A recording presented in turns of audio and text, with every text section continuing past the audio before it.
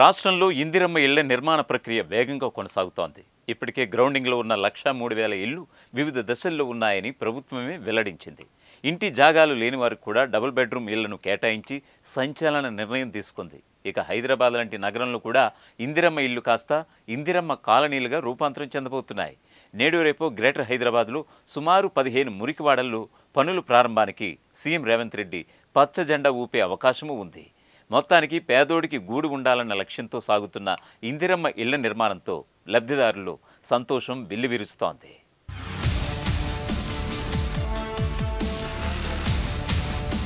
రాష్ట్రంలో ఇందిరమ్మ ఇళ్ల గ్రౌండింగ్ ప్రక్రియ శరవేగంగా సాగుతుందని రెవెన్యూ హౌసింగ్ శాఖ మంత్రి పొంగులేటి శ్రీనివాసరెడ్డి వెల్లడించారు.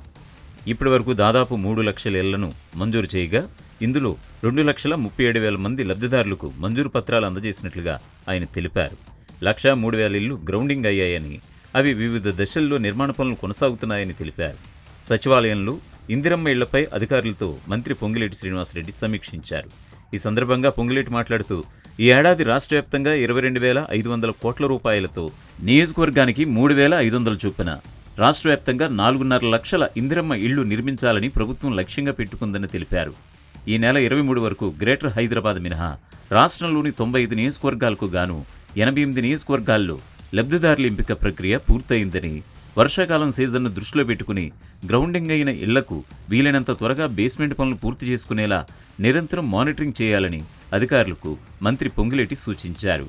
ఇళ్ల మంజూరు గ్రౌండింగ్లో సూర్యాపేట, పెద్దపల్లి, భూపాలపల్లి, హనుమకొండ, వికారాబాద్, సిద్దిపేట, నారాయణపేట, జోగులాంబ, గద్వాల జిల్లాల పనితీరు మరింత మెరుగుపడాలని, తక్షణమే ఆయా జిల్లాలపై ప్రధానంగా దృష్టి సారించాలని అధికారులను మంత్రి పొంగులేటి ఆదేశించారు.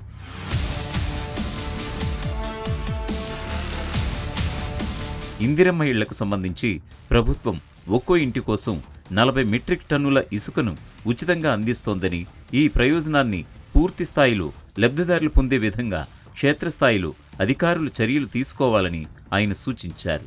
రాష్ట్ర ప్రభుత్వానికి ఎన్ని ఆర్థిక ఇబ్బందులు ఉన్నా ఇందిరమ్మ ఇళ్ల నిర్మాణానికి ఏమాత్రం ఆలస్యం చేయకుండా ఇళ్ల నిర్మాణ పనుల పురోగతిని బట్టి లబ్ధిదారులకు ప్రతి సోమవారం చెల్లింపులు జరుగుతున్నాయని మంత్రి పొంగులేటి తెలిపారు. మధ్యవర్తుల ప్రమేయానికి ఆస్కారం లేకుండా 4 విడతల్లో ఇందిరమ్మ లబ్ధిదారులకు నేరుగా వారి బ్యాంక్ ఖాతాల్లో జమ చేస్తున్నామని మంత్రి పేర్కొన్నారు. బేస్మెంట్ పూర్తయిన తర్వాత ₹1,00,000, గోడల నిర్మాణం పూర్తయిన తర్వాత ₹1,25,000, స్లాబ్ పూర్తయిన తర్వాత ₹1,75,000, మిగిలిన పనులు పూర్తయిన తర్వాత అంటే చివరికి ₹1,00,000 విడుదల చేస్తున్నామని మంత్రి పొంగులేటి తెలిపారు. ఇంటి స్థలాలు లేని అర్హత కలిగిన లబ్ధిదారులకు ఇప్పటి వరకు కేటాయించని డబుల్ బెడ్రూమ్ ఇళ్లను కేటాయించాలని, అలాగే మొండి గోడలతో ఉన్న డబుల్ బెడ్రూమ్ ఇళ్లను పూర్తి చేయడానికి కాంట్రాక్టర్ ముందుకు రాని పక్షంలో లబ్ధిదారులే పూర్తి చేసుకోవడానికి ₹5 లక్షల ఆర్థిక సాయాన్ని ప్రభుత్వమే అందిస్తుందని హామీ ఇచ్చారు. ప్రధానంగా జీహెచ్ఎంసీ, నిజామాబాద్, కరీంనగర్, మహబూబ్ నగర్, వరంగల్ జిల్లాల్లో అసంపూర్తిగా ఉన్న డబుల్ బెడ్రూమ్ ఇళ్లపై అధికారులు ప్రధానంగా దృష్టి సారించాలని మంత్రి పొంగులేటి ఆదేశించారు.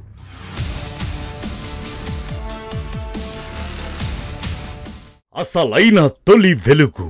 ఫాలో వాట్సాప్ @తొలి వెలుగు official.